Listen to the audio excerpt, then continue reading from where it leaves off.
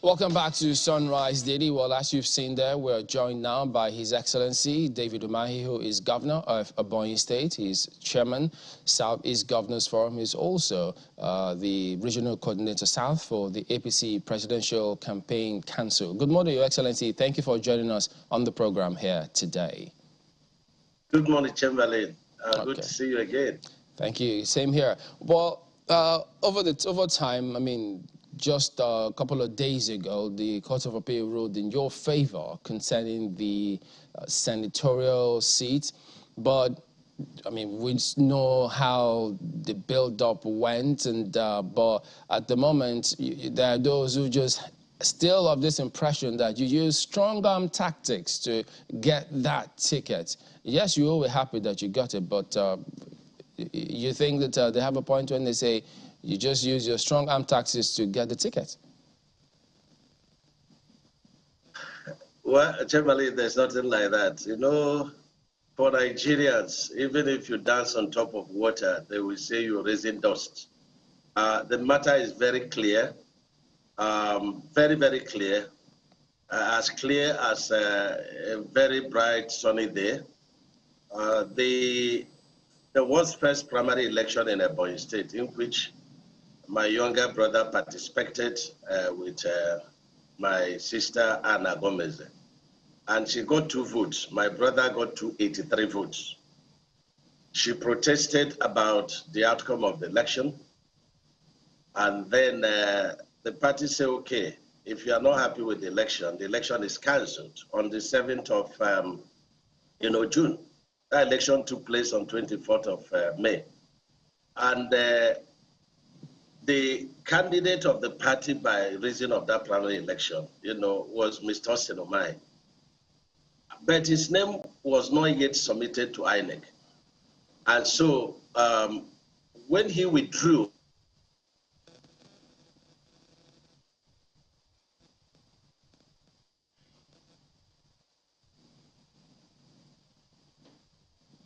All right, well, just lost it for a bit, but not to worry. We'll sort that out. It's just trying to clarify on that. So we'll get that connection back on with the governor of Ebonyi State in just a moment. And yeah, so that is being worked on right now. So we're just talking about the process that led to his emergence as the senatorial candidate in Ebonyi State, or talking about the fact that he used strong-arm tactics to get the ticket. Of course, you know that there will be those who will be emotionally attached to what transpired. They thought, oh, why didn't you just give the candidate a chance? But we'll get all of that sorted in just a moment, and we will be back.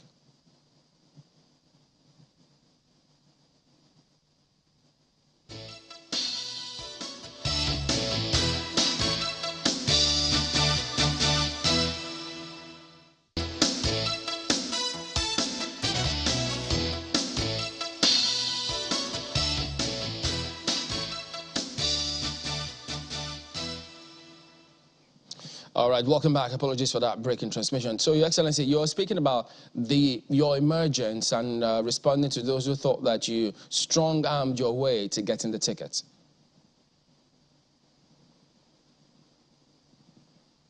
Yeah. So I said there wasn't anything like that. The matter is the election of 24th of May of APC Senatorial South election. We drew on 9th. And the party wrote, to INEC to reconduct, in line with the new electoral act. And the election took place, and I was the sole candidate for that, so as for that election, and I won the election. And so the INEC did not publish my name. And so by the 24th, which is just a day, for the time I had to lodge complaints on 24th of June. How come you've not published my name? But they were going to publish my name, which they have just done now, based on that primary election. But then we had to go to court. So it's when we were in court, we went to court on 24th of June, and Anna Gomez, she came second in the first primary. And if she felt that she has a stake, in the primary election, when INEC did not publish the name of my brother, she would have gone to court if she still had interest. But incidentally, the same 9th of June, she withdrew to contest any election, in the APC, for 2023 general election. And she submitted that, to the party at the national headquarters before the legal advisor of the party, before the national organizing secretary. And the person that collected her letter of withdrawal, she withdrew from further context, which would have been available to her. So there isn't anything like that. So when they went to lower court, I don't know what happened at the lower court, because our lawyers, tendered the fact that she's joining the case late. Section 285, subsection 9, said notwithstanding anything in this, constitution, that every pre-election matters must commence within 14 days upon which the action took place. So there were 3 avenues for Anne to have, addressed her grievances. One is when INEC did not publish the name of the winner, she would have gone to court. She did not.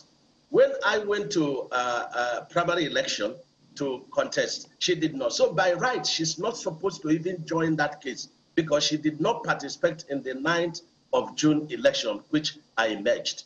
So there's nothing like that. And you have to know that the appeal court, Supreme Court, they are not respecter of anybody. What will you give to them? So they just simply said, look, the election that I had on the 9th of June stays because Anne joined the suit, 24 days, instead of 14 days. So that's simple. It's very clear. So there's nothing like, I don't even know any of the Court of Appeal judges. But the thing now is, Your Excellency, at the moment, you are the governor. The buck stops at your table when it has to do with matters concerning Ebonyi State. Now, if you become a senator, you will be among equals. So it will be a different matter entirely. So you won't have executive powers, as it were, to take those kind of decisions that you can take now. So for you, in terms of making an impact, is it about just staying in the political circles? What kind of impact do you hope to make? Because many will think you've made a lot of impact in the state, so why be a senator? You won't have the same kind of effect as a senator and as a governor. Well, there are levels of commitment in the country, and we have our different destinies and callings. I think my job and my callings, at the state level, will terminate by May 29th, 2023. But the brain is still there, the calling is still there, the wisdom is still there. Don't forget that I had contested the primary of presidential primary of APC. What that meant was that I was going to play at the national level. And so being a senator, and with my experience and the gift of God, it is to play at the national level. And for the state level, I've always advised leaders that, power, transition in power is like that. When it comes, you must have to, accept it with humility. Not when you have left a stage, you still pretend to still be a leader. So I'm still the leader of the state, but when I become a senator, the governor will become the leader of the state. I will have all my respect, and the cooperation. And speaking about the state, at the moment, there are those who think that it's not going to be a stroll in the park for your party. In fact, some PDP members the other day did say categorically that APC in Ebonyi State will not stand a chance because they say Ebonyi State is a PDP state, that when you move to the party, the structure, as they say, didn't go with you, and you're almost like alone in Ebonyi APC, and the structure is still in the PDP in the state. I know you say you're optimistic that the state can win, but aren't there valid points when they say, look, historically, it's always been the PDP in Ebonyi, and it will be next time out, they say? Every state is built around the performances of the governor. I have performed, and it's not about the party, it's about the leadership of the state. But let me inform you and assure you that there is no PDP in Ebonyi State. And you've witnessed a number of our programs of late. You've seen the number of people that came out. And so the PDP should not even talk. They are not even second in ranking in Ebonyi State. So there's nothing like structure, you know. Is it, you compare the achievement of PDP, you know, my administration in the last 8 years, and compare it with the administration of PDP in 16 years in Ebonyi State, and you tell me whether the performance is about the party or it's about the leadership. Well, at the moment, you built a university in the state, which you then handed over to the federal government.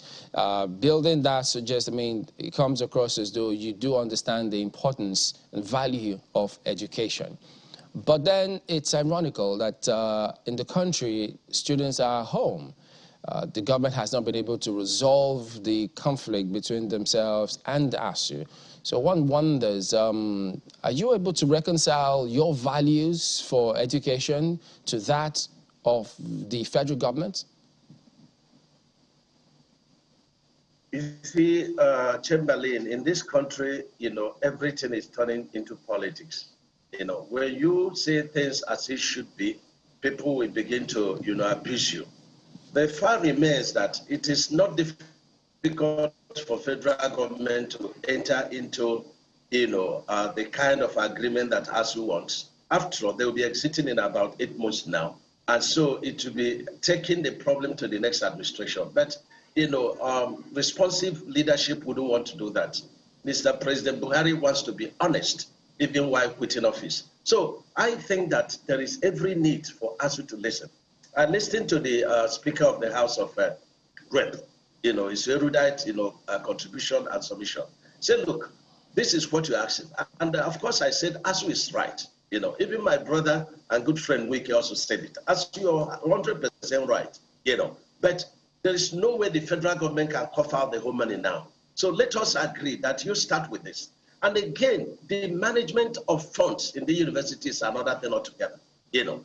There must be a system to check transparency, you know, in the use of funds in the universities. It is one thing to, you know, say, give us this, but how do we manage the resources? It's very important. So I think that ASU, you know, should a kind of shift ground. Federal government should shift ground. Let the students go back to school. And then we can have a kind of mediatory, you know, committee. Let ASU bring some people. Let stakeholders bring some people. Let federal government bring some people. And then we look at the economy. You know, everybody is in party with ASU, but we are more in sympathy with the students. Look at 7 whole months, you know, the students are at home. So this is so sad. You know, I'm in sympathy with the students. I'm in sympathy with government. I'm in sympathy with ASU schools immediately. But much as it's difficult for people to still understand why government cannot come to an agreement with them, many also have seen the approach. So would you advise government to perhaps, in a way, to demonstrate good faith, withdraw the case from the court? Well, the court already ruled anyways. So if government were to call them to see how they can settle out of court, as opposed to forcing or using narratives as to you'll be violating the court order. So those kind of languages, it comes across as though government is trying to bully ASU into going back to schools without addressing the issues. Because when the president says he's appealing to them to get back to school without speaking to what needs to be done on the government part, it doesn't just add up. I feel that government is so frustrated. And when you even see some reasonable opposition parties, you know, like Governor Wike speaking to, you know, the matter and advising us to go back, take whatever the federal government has given to you. But I think that the major, you know, aspect of this is the issue of, you know, the months that they didn't go to work, they want to be paid. I you know, remain to be corrected. But I saw what the Association of the Vice Chancellors of State Universities, I saw their position. I hope I read the correct thing. And where they emphasize that the no work, no pay is a must, and they must be implemented. So, but even at that, my position is the case in court is not an issue. It's not an issue at all. The issue of paying for the months not worked for is also not an issue. But as a former businessman, I should also emphasize that before you go on strike, you have to get prepared. You have to make sacrifices because, results are achieved by making sacrifices. So you can't be insisting that you must be paid for the 7 months you didn't work. Otherwise, at every flimsy excuse you must go on strike. After all, you lose nothing. And so who are the people losing? The parents and the students. So I think that we have to agree on the modalities. The case in court is not an issue. And I think it's out of frustration on the side of federal, because everybody is bullying the federal government. Only very few that are patriotic can understand and say, look, let's reach a middle ground. And I opt for a middle ground, that the case in court has no meaning. And I think that they went to court out of frustration. Because, I mean, ASU has maintained that if the government insists on no work, no pay rule, that they hope the government knows the implication of that. It will mean that all the backlog, whatever it is that it means the students will automatically lose a year. Is that what the government wants? This is not is neither here nor there. It's a kind of subtle blackmail, if I should say so. Because if you know that a course that will take 3 terms could be done in 1 term, why did you put it into 3 terms in the first place? The brain has a capacity. At a certain level, the brain can no longer take anything. So you want to muzzle these students, to engulf in them, courses that are supposed to take 7 months. You want them to do it for 1 month. That is misplaced. I think there is a need for us to also reconsider that position and find a way to assuage the feelings of the students, their positions in this matter. So that's my position. All right, you have lofty dreams for King David University, and one then wonders, haven't seen the way institutions or academic institutions run by government end up, or how they are at the moment. They just cannot understand, why did you hand it over to the federal government? Because at the end of the day, it just may become like one of those that we've seen where nobody really wants to go. Well, I understand that implication, but greater implication is leaving that size of university for the state to run. It will just practically impossible because the exposure may not be there. The federal government has a wider reach. But what we are doing in this university is a bit different from other universities. We are in agreement with NUC, we are in agreement with Federal Ministry of Finance, Education, Health. We are sourcing, most of our, very highly, developed sections. Like the cancer center is being outsourced, the kidney transplant is being outsourced, the dialyzer production plant is being outsourced, the artificial belt, is being outsourced, the eye center is being outsourced, so that even if there is a strike, it will not affect them. Another program that we are going to have is also to engage some consultants and exchange programs. And we are trying to enshrine our constitution that when there is strike, the state government will come in, to see how they can assist, so that that institution will not be shut, down. It's something that really the government and the people need to sit down and think about. This issue of strike is becoming, very, very funny. And again, we must have accountability in our universities, in our secondary schools. And every governor will tell you what is passing through. Sometimes levies are imposed on students without the knowledge of the governor. But who is being called is the governor. So the attention of this country must once be shifted from the leadership, to the people. We must all combine efforts to redeem our country. It's not all about, leadership. Every governor can tell you his experiences running the states. So there should be accountability. The fees being collected in schools, the ICT money, the all kinds of fees. They say there is no school fees, at the federal, universities, but the students are paying quite a lot of money, comparable to what the state schools are paying. Where are those monies going to? There should be accountability. Well, Your Excellency, I mean, haven't searched and searched many, for those who couldn't understand, and then they just wonder, Did you hand over that university to the government so that in case the AFCC wants to look into it, they can go and arrest government because it's now government-owned, controlled by the federal government? What do they want to look into? I don't know what they want to look into. If they want to look into it, they are free to look into it. I don't know what they're looking into. That university that we built will take the federal government 10 times the cost. So they have to place it side by side with any of the federal universities and see the cost. The cost building that university is so ridiculous, but it was built on the platform of the fear of God and the love for the people. So who is afraid of EFCC? How much did it cost, by the way? We need to put things together. It's quite interesting question. But I can tell you that one of those structures, the structures you see, very big as it is, did not cost me up to 4 billion to build. You can't beat it. You can't beat any of my project costs. You can't. You can't just beat it. You can't beat the quality. You can't beat the stability. You can't beat look. If I'm a fellow of the Nigerian Society of Engineers, I'm a registered, I'm a fellow. And so I've reached the zenith of my engineering practice. And I'm very much exposed in terms of financial management. And you can see from the ratings of the states, in terms of project implementation, in terms of coming first in financial management, and I remain the only governor that is the ambassador of, transparency by the ICPC. So we have no problems about costs in Ebonyi State, and that's why we've achieved the much we've achieved. Okay. Even though you said you'll give us the figures, you look into it and give us the figures in a bit, even though we thought that, well, since you finished it, you're proud of what you did, you should have the figures at your fingertips. But moving into politics... Okay, go ahead. I'm still working.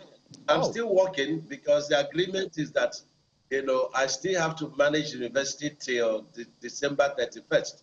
I'm still paying the salaries. I'm still building the dialyzer factory. I'm still building cafeteria. I'm still completing, a number of projects, So I've not stopped building. So by the time I finish, by the end of November, that's my commitment. You will have a final figure, and you will be marveling. Did it happen in Ebonyi State? Okay, so what is the sub figure at the moment? At least you know what you've spent so far.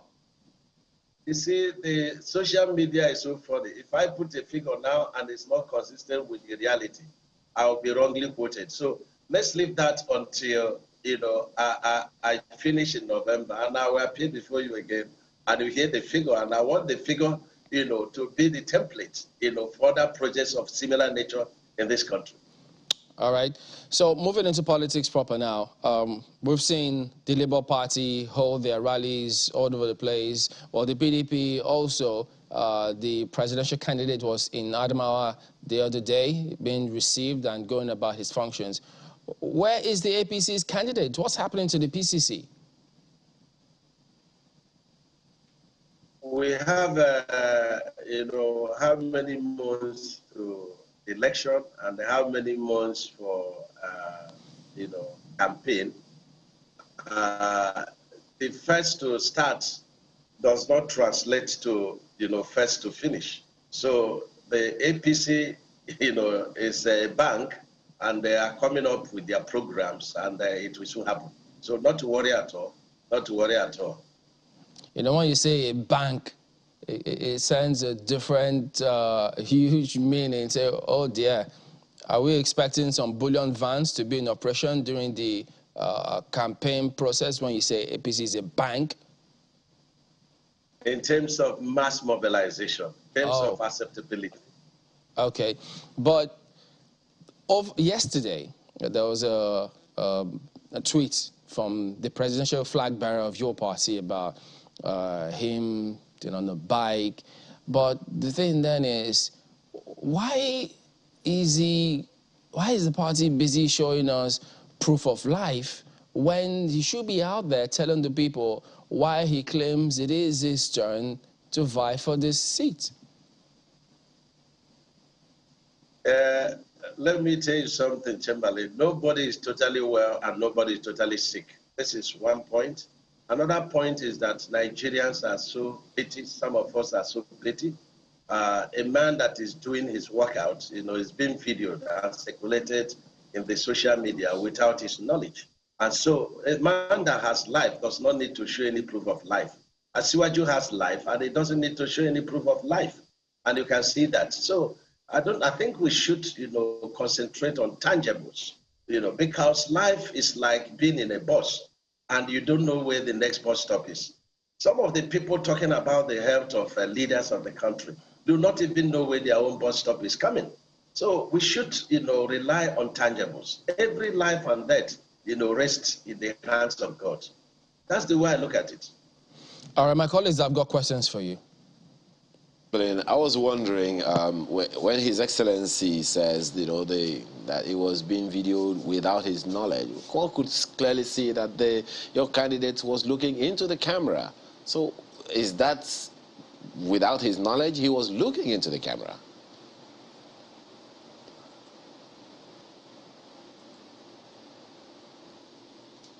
Can you hear me, Your Excellency?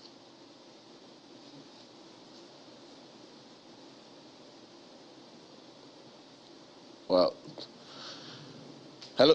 Okay, I guess we'll have him back shortly because I'm pretty sure that he's. Let's try from Your Excellency.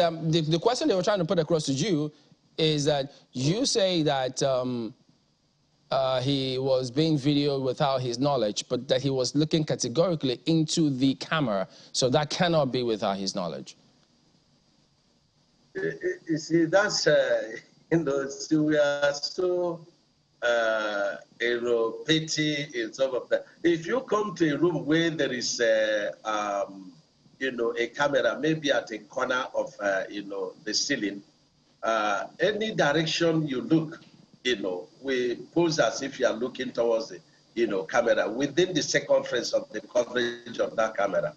That is the truth about it. And you can ask the experts. So at the moment, in terms of the composition of the Presidential Campaign Council, it's all well now because there's been several late-night meetings. There's been rebuttals about controlling the party. And we also do hear that there's been an appointment of the Yobe State governor to try and go ahead and network and, reconcile aggrieved members of the party. So it does appear there are some challenges internally within the party so far. Well, I don't look at it as any challenges. This presidential campaign committee just, a mere recognition, of the importance of stakeholders in the entire affair. It doesn't translate to, a major contribution in terms of winning an election. Every politics at the local level. So for me, the formidable presidential campaign, is at the state, level. And that's where it's supposed to be, and that's where it will be. And so it is just, a race for, national recognition. Because these people are not going to be in Abuja. We are not going to be in Abuja. I'm going to be in my state. I'm my state coordinator, apart from being the Southern, region coordinator. But the most important thing is my state. How do I win my state, for the party? So all those efforts for massive recognition of our leaders, will be achieved.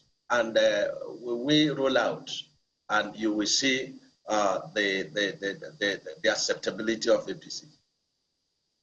Governor, one of the things that is going to most certainly be an election issue is something you talked about earlier, education, ASU. And so there are those who would be wondering if the government of APC, the current government, couldn't resolve the issue of ASU strikes that's been perennial over the years, even before this government came into office. Because the Minister of Education said it was his hope that he'd be able to put an end to ASU strikes altogether. And this issue is at the heart of what concerns young people the most. So if the APC has not been able to deal with that issue decisively until this moment, what's the assurance that the next APC government will?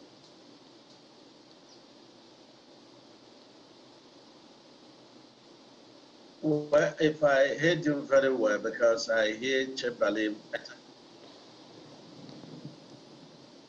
Chamberlain, we're having a but if I heard you, at all, I want to say that the APC government, led by Mr. President Buhari, is being honest and sincere. Because what ASU is saying is, look, we had agreement, under Jonathan, and that agreement was to spread, for 6 years. It was paid for 1 year and it stopped. And so, meaning that administration made, an agreement that they were not going to implement and left it for the next administration. And that's what Buhari doesn't want to do. He wants to be honest and sincere. And sometimes you're honest and sincere and the people take it for weakness. It's not, So I think that, what the federal government is offering, for the sake of our young children is something that, is on the platform of honesty, because they don't want to, set an impossible agenda for the next administration. And this is very important. But I still believe that the federal government can shift ground, as a father, a very responsible father for that matter, they can still shift ground. But on the issue of no work, no pay, it's a very delicate issue. It's something that should be discussed behind said, because we shouldn't encourage that kind of situation.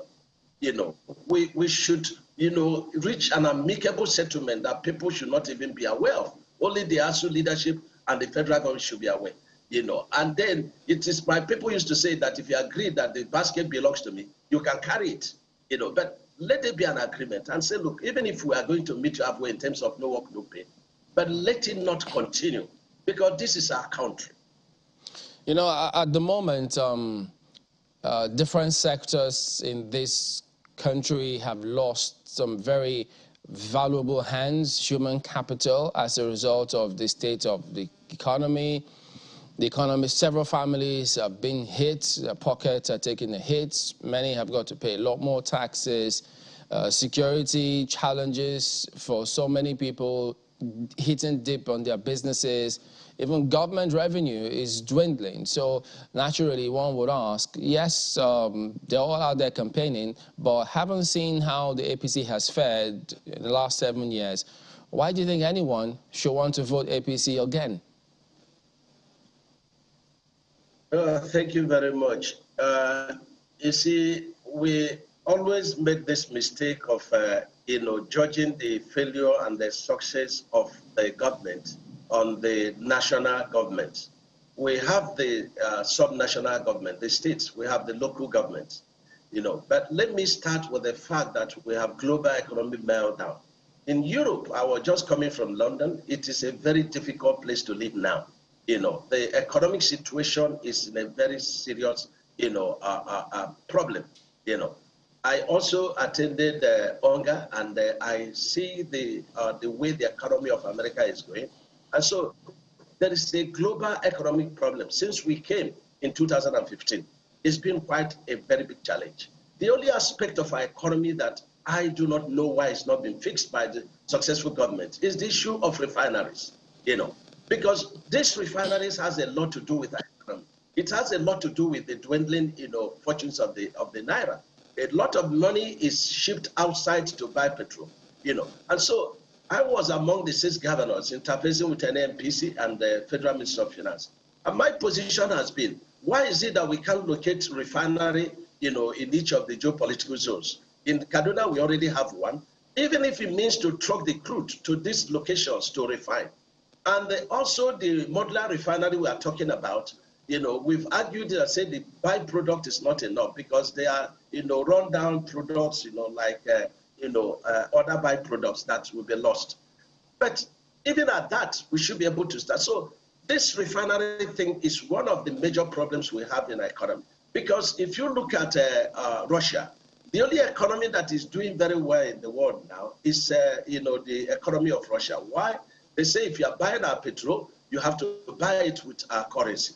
Before the war started, the currency of US to the currency of Russia was 1 to 83, but today is 1 to 53. Whereas other currencies are going down, only Russia is going because of their economic planning. So I think that we have to fix this issue of refinery importation. It doesn't make sense. We are selling crude oil, and then we are buying petrol and we are buying AGO. It doesn't make sense at all. But when it also comes to the economy of Nigeria, I have to say this, that federal government, yes, takes 52% of the federation, fund, and the state government and local government take about 48, so to say, Now, of course, less, the derivations and some other, deductions. But the question remains, we should be judged in our respective states, whether we are PDP, we are ABGA, we are APC, what have we done with the resources that are accrued to our states? So you can't judge the federal government alone and you leave out the states, because the failures of the states, is being also attributed to the failure of the federal government. So we should be able to examine what the federal government, they have done with their 52 in terms of payment of salaries, in terms of, funding security, and so on and so forth. So that's the way Nigeria should be looking at it. You can't just blanket and say the federal government has failed in terms of economic indices. We have to also look at what the states have done with their own funds. Well, Your Excellency, just as we wind down on this, assuming without considering that were the case, many will then ask, okay, if we were to go by that, the APC has way more states than the PDP. So they still take the chunk of the blame, because largely, if all those APC states have done as well, we may not be feeling the pinch in the economy in the country. Well, I've not said that the governors have done well, they have not done well, but you should be able to examine the state by state and see what they have done, because even those who have done nothing are the people that are crying, worst, that federal government has not done anything. But we should ask ourselves, what have we also done? So we hide under this pretext of federal government has failed, and then we escape being judged by our citizens, what we have done with our own, resources. So if out of, in an examination, there is 48. So let us say that 48%, has succeeded and 52% has not succeeded without even admitting that, So we should be able to have a balanced assessment of what has happened. And if you look at the federal government in terms of what they have done, you look at the rail, you look at the second Niger bridge, which has turned from promises to realities. You look at a number of things that the president has done. And I keep saying that I have benefited as a state, as a PC, state, more than the state benefited in PDP, leadership in 16 years. And this is a fact. All right. Just a few days back, we had a major problem in the community of the Minister of State for Health, and the road became impassable because of landslide. I appealed to Mr. President, and within 48 hours, help came, and we are working to assist the people right now. So there are a lot that the federal government has done for me, as a state. And let me say that my state comes first. And all the political parties must be able to tell, including APC. APC must tell me what the state will benefit by voting for them. We will not vote for anybody blindly without a firm promise of what we are going to get, because we've been relegated to the background in the past and we are not ready to go through it again. If you like, be my senior brother or junior brother, we must know as a state, Ebony, what we are going to benefit in definite terms before we vote for you. All right, so that may resonate. So it doesn't matter what political party, what will the people offer? If they cannot improve your economy, don't vote them. Well, we hear you, Your Excellency, and we thank you very much indeed for your time here today. Dave Umahi is the Governor of Ebonyi State, Chairman, South East Governors Forum, and also the Regional Coordinator for the South in APC's Presidential Campaign Council. Thank you again for your time here today. Kimberly, thank you very much, and God bless you.